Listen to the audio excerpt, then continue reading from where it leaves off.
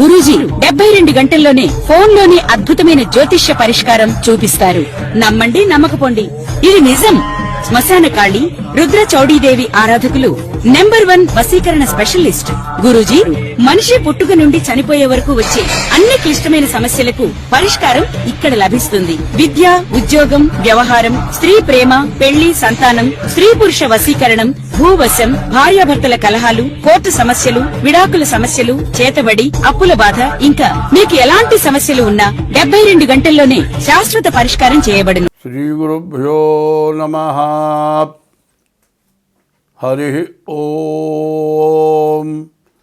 శ్రీ మహాగణాధిపతయే నమః. శ్రీ మహాసరస్వత్యై నమః. శ్రీ గురుభ్యో నమః. హరి ఓం. తల్లి నిన్ను దలంచి పుస్తుకము చేతన్బూనితిన్, నీవు నాయుల్లంబందున నిల్చి జృంభణముగా నుక్తుల్ సుశబ్దంబు శోభిల్లన్ బల్కుమో నాదువాకునను సంప్రీతిన్ జగన్మోహిని పుల్లాబ్జాక్షి సరస్వతి భగవతి భారతి పూర్ణేందు బింబాననా.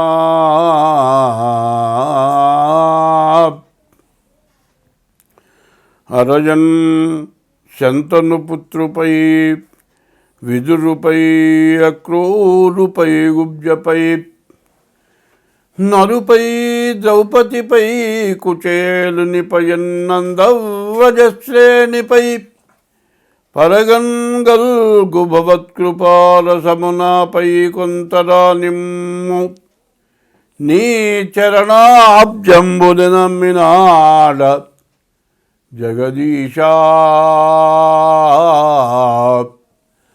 కృష్ణ భక్త ప్రియా అంటే సంవత్సరాది అంటారు. సంవత్సరాది కాదు, యుగాది. యుగ ఆది అంటే యుగం ప్రారంభమైన రోజును యుగాది అన్నారు.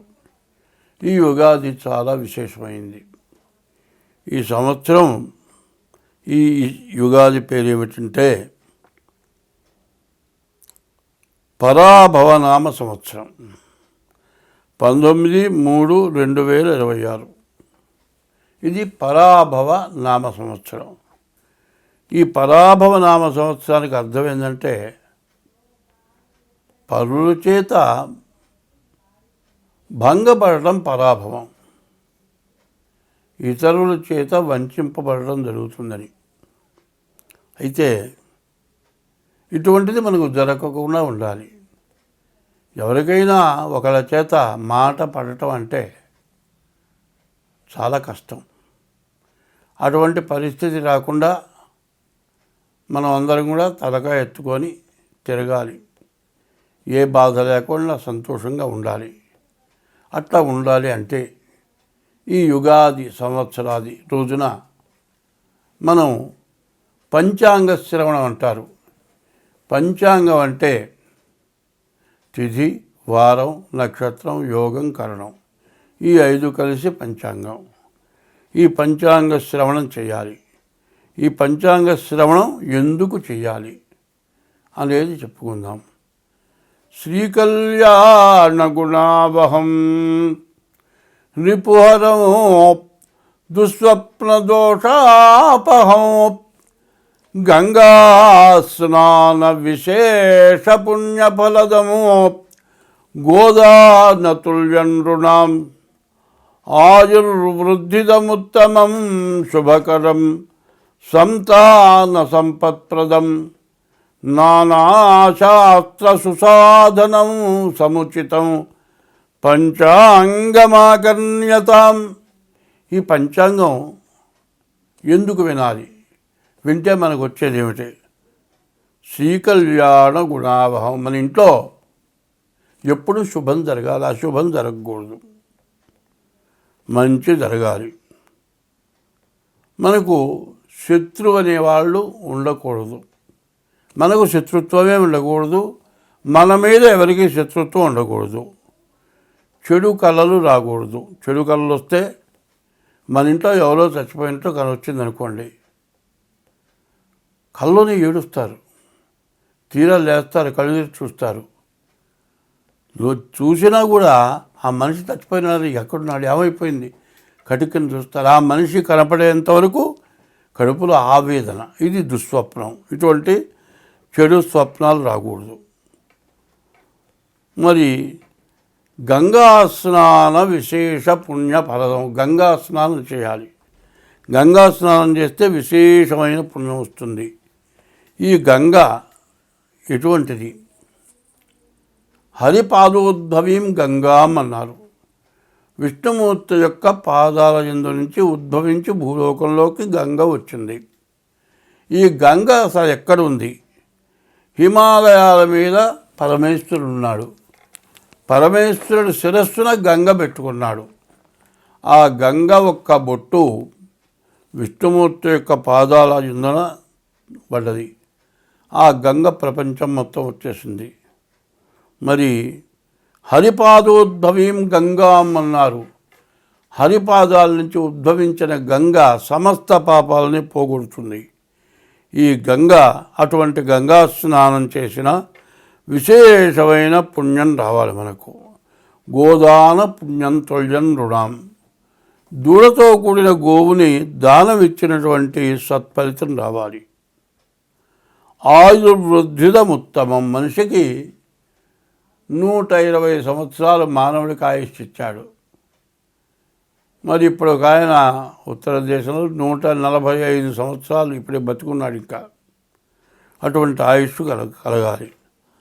ఆయుర్వృద్ధిదముత్తమం శుభకరం. అటువంటివి మంచి జరగాలి. సంతాన సంపత్ప్రదం. మంచి సంతానం కలగాలి. నానాశాస్త్ర సుసాధనం. అనేక శాస్త్రాలు ఉన్నాయి. ఒక్క శాస్త్రం చదవడమే చాలా కష్టం. అన్ని శాస్త్రాలు చదివినటువంటి ఫలితం మనకు కావాలి. ఇవి చదివితే మనకంత మంచి శక్తి జ్ఞానం వస్తుంది. ఇవన్నీ చేసినటువంటి ఫలితం ఉగాది సంవత్సరాది పండుగ రోజున ఈ పంచాంగ శ్రవణం చేస్తే ఇవన్నీ వస్తాయి. ఎటువంటిది? శ్రీకళ్యాణ గుణావహం రిపుహరం దుస్వప్న దోషాపహం గంగా స్నాన విశేష పుణ్యఫలదం గోదాన తుల్యం రుణం ఆయుర్వృద్ధిదముత్తమం శుభకరం సంతాన సంపత్ప్రదం నానాశాస్త్ర సుసాధనం సముచితం పంచాంగమాకర్ణ్యతాం. ఈ పంచాంగం వింటే అంత మంచి ఫలితం వస్తుంది. కాబట్టి సంవత్సరాది పండుగ రోజున ఉదయం పూట తెల్లవారుజామున లేచి తల స్నానం చేసి దేవుడి దగ్గర దీపారాధన చేసి మామిడి ఆకు తోరణం వాకిలికి కట్టి దేవుడికి పూజ చేసి దేవుడికి నివేదన పెడతాం. ఏం పెడతాం? వేపపూత ప్రసాదం అంటారు. ఇది ఏమంటారు? మామిడాకు, మామిడి కాయ, మామిడికాయ తురిమి, మామిడికాయ తురుము, తర్వాత వేపపూత, తర్వాత చింతపండు, తర్వాత బెల్లం, షడ్రుచులు అంటారు. పులుపు, ఉప్పు, తీపి, చేదు, వగరు. ఈ షడ్రుచులు కలిగినటువంటి ప్రసాదాన్ని మనం తీసుకుంటాం. ఇది దేనికి? మన ఆరోగ్యం బాగుపడుతుంది, మంచి జ్ఞానం కలుగుతుంది. తర్వాత ఇన్ని రకాలు నాలుక తగలగానే ఒళ్ళు గగురు పొడుస్తుంది. విపరీతమైన పిలుపు కానీ విపరీతమైన చేదు కానీ నోటికి తగిలితే మరి ఒళ్ళు గగురు పొడుస్తుంది. అయితే కష్టం కానీ సుఖం కానీ బాధ కానీ దుఃఖం కానీ సర్వాన్ని మనం సమర్థించుకొని మనం ముందుకు వెళ్ళాలి. కాబట్టి ఈ వేపపూత ప్రసాదం తినాలి ఈ సంవత్సరాది పండుగ రోజున. ఇది పంచాంగ శ్రవణం. ఈ విధంగా పంచాంగ శ్రవణం చేస్తే మనకు అంతా శుభం కలుగుతుంది. ఎటువంటి గ్రహస్థితులు బాగుండకపోయినా మనకు మేలు జరుగుతుంది. కాబట్టి ఈ రోజున ఈ సంవత్సరాది ఎప్పుడు 19/3/2026 అంటే 2026 సంవత్సరం మార్చి నెల 19వ తారీఖు గురువారం పరాభవనామ సంవత్సరం ప్రారంభమైంది. ఈ పరాభవనామ సంవత్సరంలో మరి నవగ్రహాలు 9 గ్రహాలు కూడా రాజ్య పరిపాలన చేస్తాయి. గురువారం రోజున పంచాంగం ప్రారంభమైంది కాబట్టి గురువు రాజు అయినాడు, కుజుడు మంత్రి అయినాడు, అట్లాగే సేనాధిపతి చంద్రుడు, సస్యాధిపతి శుక్రుడు, ధాన్యాధిపతి బుధుడు, అర్ఘ్యాధిపతి చంద్రుడు, మరి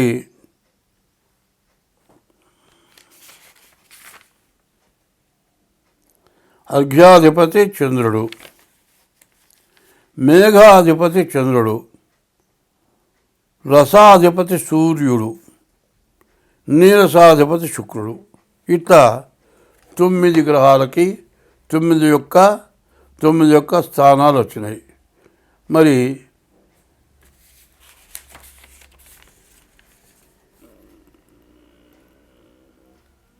చంద్రుడికి మొత్తం 3 చోట్ల ఆధిపత్యాలు వచ్చినాయి. మరి సూర్యుడు, మరి గురువు రాజు అవటం, గురువు బ్రాహ్మణ గ్రహం కాబట్టి అంతా మేలు జరగటానికి అవకాశం ఉంది. ఈ గురువు వల్ల మరి బియ్యం, మరి వెన్న, నెయ్యి, పంచదార ఇటువంటివన్నీ కూడా బాగా పంట పండుతాయి. మరి ధరలు బాగా పెరుగుతాయి. సస్యాధిపతి శుక్రుడు అవటం చేత ధాన్యాలు, మరి తెల్లధాన్యాలు, తెల్లటి భూములు బాగా పండుతాయి. ధాన్యాధిపతి బుధుడు అవటం చేత వర్షం, మధ్యమ వర్షం, సమస్త జనం కూడా గాలి, మబ్బుల వల్ల ఎక్కువ భయం కలుగుతుంది. అర్ఘ్యాధిపతి చంద్రుడు, అన్ని రకాల సస్యాలు ఫలిస్తాయి. తేనె, రసములు, ఉప్పు, మణులు, శంఖములు, చేపలు, గోధుమలు, ఆహార ధాన్యాలు, వస్త్రాలు, జొన్నలు, సజ్జలు, పంచదార, బెల్లం, పెట్రోలు, ఇతర నూనెలు, వెన్న, నెయ్యి, పాలు, పెరుగు, తమలపాకులు, వెండి, బంగారం బాగా దొరుకుతుంది. మేఘాధిపతి కూడా చంద్రుడు. సర్వదేశములందు కూడా మంచి వర్షం కురుస్తుంది. ధాన్యాలన్నీ కూడా బాగా ఫలిస్తాయి. గోవులు బాగా పాలిస్తాయి. గోవులు సుభిక్షంగా ఉంటాయి. గోబ్రాహ్మణేభ్య శుభమస్తు నిత్యం, లోకా సమస్తా సుఖినో భవంతు. గోవు బ్రాహ్మడు ఎప్పుడు కూడా బాధ లేకుండా సుఖంగా సంతోషంగా జీవిస్తే లోకం మొత్తం బాగుంటుంది అని. మరి గోవులు బాగా పాలిస్తాయి. మరి సూర్యుడు రసాధిపతి. నెయ్యి, నూనె, బెల్లము, తేనె, వేరుశనగ, కొబ్బరి నూనె, ఆముదం, అవిసె నూనె, నువ్వుల నూనె, చింతపండు, నిమ్మ, నారింజ, మామిడి ఇటువంటివన్నీ కూడా బాగా ఫలిస్తాయి. నీరసాధిపతి శుక్రుడు. కర్పూరం, అగరు, చందనం, బంగారం, వెండి, ముత్యాలు, వస్త్రాలు బాగా దొరుకుతాయి. కొంచెం ధరలు మాత్రం పెచ్చుగా ఉంటాయి. ఇది నవనాయకుల యొక్క ఫలితం. అయితే ఇంకో విషయం మనం పూర్తిగా తెలుసుకోవాలి. 27 నక్షత్రాలు ఉన్నాయి. ఈ 27 నక్షత్రాలని కూడా 3 భాగాలు చేస్తున్నాం. అంటే 3 భాగాలు, ఒక్కొక్క నక్షత్రాన్ని 3 భాగాలు. అంటే సంవత్సరానికి 3 భాగాలంటే 4 నెలలు ఒక భాగం. 4 3 12 నెలలు. మొదటి భాగం 4 నెలలు, రెండవ భాగం 4 నెలలు, మూడవ భాగం 4 నెలలు. అట్లాగే అశ్విని దగ్గర నుంచి రేవతి వరకు 27 నక్షత్రాలకి కందాయాలు అంటారు. ఈ 3 కందాయాలు, మొదటి కందాయం 4 నెలలు, రెండో కందాయం 4 నెలలు, మూడో కందాయం 4 నెలలు, 12 నెలలు కూడా ఎట్టా ఉంది చూద్దాం. అశ్విని నక్షత్రం విషమే శ్రద్ధలాభస్యాత్. బేసి సంఖ్య వస్తే అర్ధలాభం. సమేతు సమతా భవేత్. సరి సంఖ్య వస్తే వచ్చే ఆదాయం ఖర్చు సమానం. విషమేష్వర్ధలాభస్యాత్ సమేతు సమతా భవేత్. తర్వాత ఇప్పుడు అశ్విని నక్షత్రం 4 2 4 మొత్తం సమానమైన సంఖ్య వచ్చింది కాబట్టి వచ్చే ఆదాయం ఖర్చు సమానం. అట్లాగే భరణి నక్షత్రం మొదటి కందాయం 7, రెండో కందాయం 0, మూడో కందాయం 2. మరి 7 2 9 వచ్చింది. వచ్చే ఆదాయంలో సగం లాభం. కానీ మధ్య కందాయం 0 వచ్చింది. 0 వస్తే ఏమిటి? మధ్య శూన్యే మనోవ్యధ. మధ్య కందాయంలో 0 వస్తే మనోవ్యాకులత. మూడవది కృత్తికా నక్షత్రం 3 వచ్చింది. బేస్ సంఖ్య, ఆదాయంలో సగం లాభం. చివరి కందాయం 0 వచ్చింది. అంత్యశూన్యే ఫలం స్వల్పం. చివరి కందాయం 0 వస్తే వచ్చే ఫలితం తక్కువ. రోహిణి నక్షత్రం చూద్దాం. రోహిణి నక్షత్రానికి వచ్చేప్పటికల్లా 5 2 3 మొత్తం 10. సమేతు సమతా భవేత్. వచ్చేది ఖర్చు సమానం. తర్వాత ఆర్ద్ర నక్షత్రం 3 1 4 4 8. మరి సమసంఖ్య వచ్చింది. ఈ సమసంఖ్య వచ్చే ఆదాయం ఖర్చు సమానం. పునర్వసు నక్షత్రం ఇది కూడా 10 6 2 2 10 వచ్చింది. 6 4 10. ఈ 10 కూడా సమేతు సమతా భవేత్. వచ్చే ఆదాయం ఖర్చు సమానం. పుష్యమి 1 2 2. ఇది 5 వచ్చింది. ఇది బేసి సంఖ్య. మరి విషమే శ్రద్ధలాభశ్చాత్. మరి బేసి సంఖ్య వచ్చే ఆదాయంలో సగం మిగులుతుంది. ఆశ్లేష నక్షత్రం ఉంది. మొదటిది 4 2 1 3 3 మొత్తం 8. వచ్చే ఆదాయం ఖర్చు సమానం. మఖా నక్షత్రం ఉంది. మొదటి కందాయం 7 2, రెండో కందాయం 2, మూడో కందాయం 1. ఇది కూడా 10 వచ్చింది.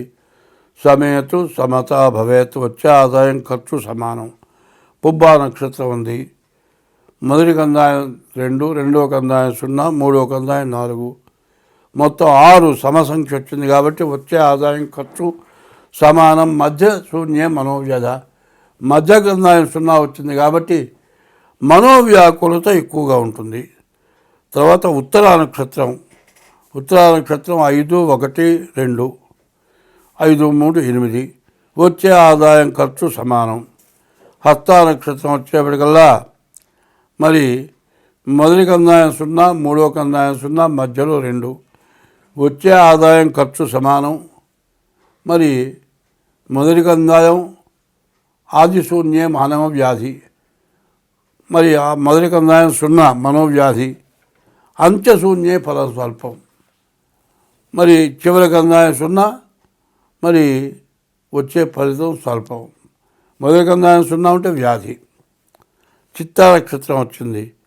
చిత్తా నక్షత్రానికి వచ్చేప్పటికల్లా 3 3 6 వచ్చింది. మధ్య కందాయం 0. మధ్య శూన్య మనోవ్యాకులత ఎక్కువగా ఉంటుంది. వచ్చే ఆదాయం ఖర్చు సమానం. స్వాతి నక్షత్రం వచ్చింది. 6 1 1 మొత్తం 8 వచ్చింది. ఇది వచ్చే ఆదాయం ఖర్చు సమానం. విశాఖ నక్షత్రం వచ్చింది. మరి 1 2 4 4 3 7 వచ్చింది కాబట్టి వచ్చే ఆదాయంలో సగం ఆదాయం మిగులుతుంది. అనురాధ నక్షత్రం 4 2 6 వచ్చింది. వచ్చే ఆదాయం సమానం. వచ్చే ఆదాయం ఖర్చు సమానం. మధ్య శూన్యం వచ్చింది, మధ్య కందాయం 0 వచ్చింది కాబట్టి మనోవ్యాకులత ఎక్కువగా ఉంటుంది. జ్యేష్ఠ నక్షత్రం వచ్చేప్పటికల్లా 8 వచ్చింది కాబట్టి వచ్చే ఆదాయం ఖర్చు సమానం. చివరి కందాయం వచ్చేప్పటికల్లా 0 వచ్చింది కాబట్టి అంత్యశూన్యే ఫలం స్వల్పం. నువ్వు చేసే కష్టానికి ఫలితం చాలా తక్కువగా వస్తుంది. మూలా నక్షత్రం సమసంఖ్య వచ్చింది, వచ్చే ఆదాయం ఖర్చు సమానం. పూర్వాషాఢ నక్షత్రం కూడా 6 వచ్చింది, వచ్చే ఆదాయం ఖర్చు సమానం. మధ్యగంధాయం 0 వచ్చింది కాబట్టి మనోవ్యాకులత ఎక్కువగా ఉంటుంది. ఉత్తరాషాఢ నక్షత్రం వచ్చేప్పటికల్లా మొదటి కందాయం 0, మరి ఆది శూన్యే మనోవ్యాధి. మొదటి కందాయంలో 0 వస్తే వ్యాధి. బేసి సంఖ్య వచ్చింది కాబట్టి వచ్చే ఆదాయంలో సగం ఖర్చు సగం మిగులుతుంది.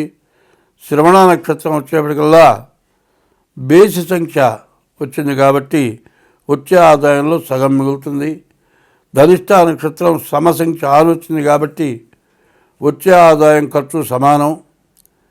అయితే రెండో కందాయం మూడో కందాయం 0 వచ్చినాయి. మధ్యశూన్యే మధ్యకందాయం 0 వస్తే మనోవ్యాకులత.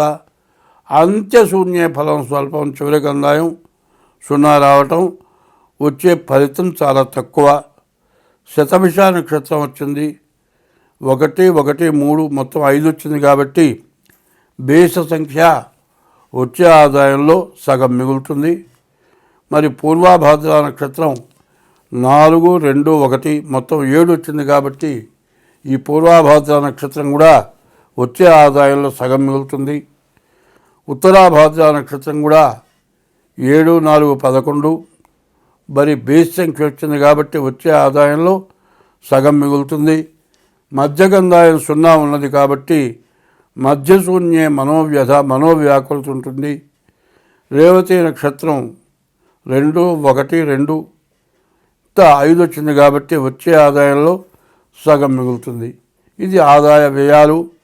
ఇవి కందాయ ఫలాలు చెప్పుకున్నాం. ఇప్పుడు ఆదాయ వ్యయాలు చూద్దాం. వచ్చే ఆదాయం అంతా ఖర్చు అంతా. మేషరాశి వాళ్ళకి 11 ఆదాయం, 5 ఖర్చు, 6 మిగులుతుంది. వృషభ రాశికి 5 ఆదాయం, 14 ఖర్చు, అంటే 9 ఎదురు పడుతుంది. మరి మిథున్ రాశికి వచ్చేప్పటికి 3వ రాశి మిథున్ రాశి, 8 ఆదాయం, 11 ఖర్చు, అంటే 3 ఎదురు అప్పు తేవాలి. కర్కాటక రాశి 2 ఆదాయం, 11 ఖర్చు, 9 బాకీ. సింహరాశి 5 ఆదాయం, 5 ఖర్చు, వచ్చే ఆదాయం ఖర్చు సమానం. మరి కన్యారాశి 8 ఆదాయం, 11 ఖర్చు, అంటే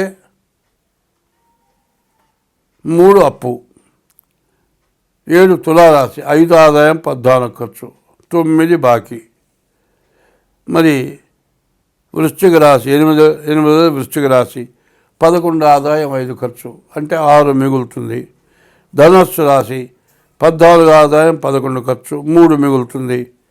10 మకర రాశి 2 ఆదాయం, 8 ఖర్చు, కాబట్టి 6 మిగులుతుంది.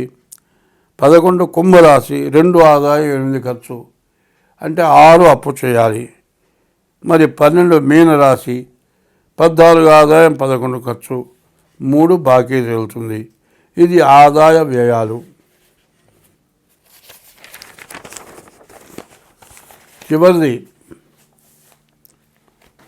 రాజపూజ్యం, రాజావమానం. అవమానం ఎంత?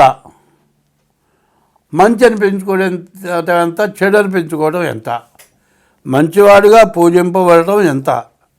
చెడువాడుగా తిట్లు తింటం, మరి బాధలు పడటం ఎంత అనేది తేలుతుంది. మేషరాశి 11 రాజపూజ్యం, 5 రాజావమానం. 11 చోట్ల పూజింపబడతారు, 5 చోట్ల అవమానపడతారు.